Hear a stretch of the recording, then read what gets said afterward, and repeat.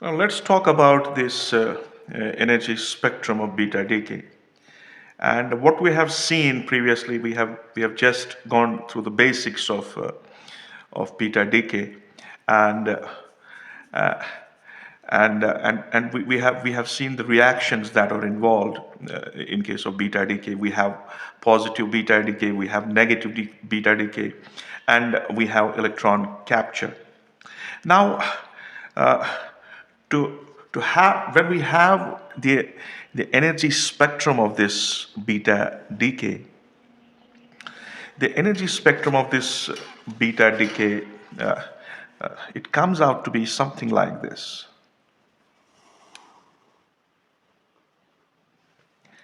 Now, this is the energy of beta particles, and and this is the number. This is the number of beta particles. And And we can see here that we have the beta particles of having range of energies from this graph. And, and this is what's called as endpoint energy. Endpoint energy. So, so at this point, this beta particle has the maximum energy. We'll call that Q beta is maximum. Now, if we talk about the beta decay, how it looks like, what we have a parent nucleus, and it's unstable, and it boils down into some daughter nucleus with Z plus 1 and A. And then what we have is a beta particle, say beta negative, plus we have the energy of this beta particle. Now, we can see the plot of between the energy of the emitted beta particles and the number of these beta particles. And it's clear, if we have to talk about this graph, we are able to see that these beta particles have all possible energies that are shown in this graph, and only a few beta particles can carry the maximum energy, and this maximum energy is called as uh, endpoint energy. And the energy spectrum that we have, we can see it's a continuous energy spectrum, and this is an indicator of the fact that the emitted beta particles that we have, they have all possible energies, and the energy calculations. When you make the calculations of the energy, what they show is that the energy of the nucleuses emitting beta particles, they keep on decreasing. They decrease by an amount equal to this endpoint energy of the continuous spectrum, and and and and and most of the beta particles emitted have energies smaller than that of this endpoint energy. You can see that most of the particles have. So what does it mean?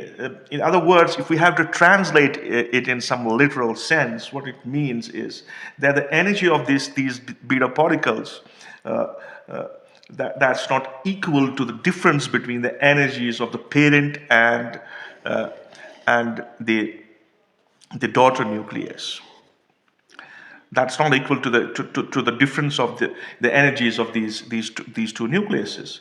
Thus, we can say that the law of conservation of energy appears to be violated in this kind of observation, and using this kind of illustration for the beta decay. Now, in negative beta decay that we are talking about here, there is another contradiction, and that contradiction arises in respect of law of conservation of angular momentum, and or we can say in terms of spin angular momentum, and that's clear from this equation. And if we have to translate that, what does that mean? The beta negative particle has a spin half. It has a spin half. And when it is emitted by the nucleus, The spin or angular momentum of the nucleus must change by half. But the change in the spin of the nucleus emitting beta particles was never found to be half. There was either no change or an integral change in the nuclear spin of the nucleus emitting the beta particles. So we could say that this is another violation, the violation of law of conservation of angular momentum, and it appears to be violated in beta decay. And these violations basically led to Pauli, the violations that the violation of law of conservation of energy and the violation of law of conservation of angular momentum. It was resolved by Pauli in 1931. And what he suggested is that the emission of the low energy beta particle by any nucleus is accompanied by another neutral particle, and this neutral particle has zero rest mass, and this neutral particle is called as anti-neutrino, and it has a symbol of nu bar. So this particle was proposed by Pauli to compensate the energy violation that we have in the energy spectrum of beta decay. And to account for it,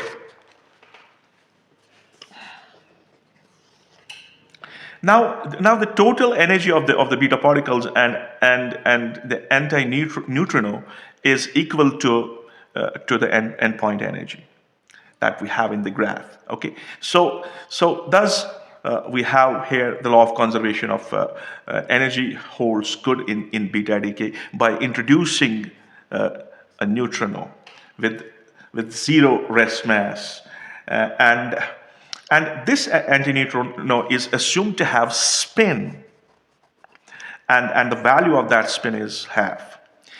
Now, the law of conservation of spin or angular momentum also holds.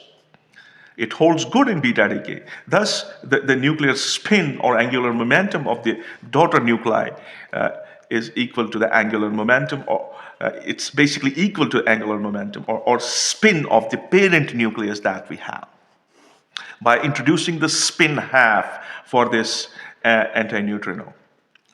And so what we have is we have a nucleus, and this nucleus comes up with beta particle. But at the same time, it comes up with another particle known as neutrino. Now, the two particles can have two orientations. Either they can have opposite orientation, or they can have same orientation. You have a nucleus, you have a beta particle, and you have antineutrino. So you can have a situation like this. Now, what can we talk about this is that now if the beta particle and its antineutrino spin in the same direction, then there will be an integral spin. Okay, and if they orient in opposite, if they have opposite direction, then they will have a fractional spin. Now this automatically leads to the conservation of angular momentum. So if I have to write down beta decay now, so beta negative decay I'm talking about. So if I choose X as a parent nucleus, it will decay into Y, A, Z plus 1 plus a beta negative particle and plus antineutrino and plus Q beta.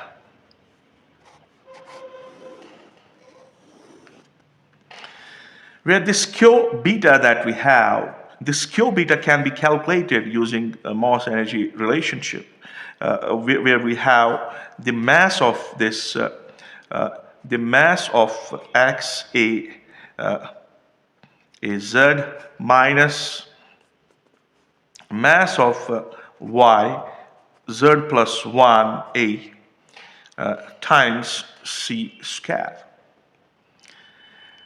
And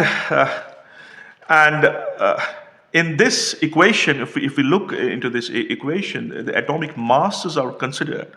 We have atomic masses that we are considering here, and the mass of the electron is very small. Its mass is very small, and is not taken into account. And the rest mass of the antineutrino is 0. We know its rest mass is 0. So energy Q that we have, that's given by this equation, it appears as the kinetic energy. It appears as the kinetic energy of electron, Ke. It appears as kinetic energy of electron.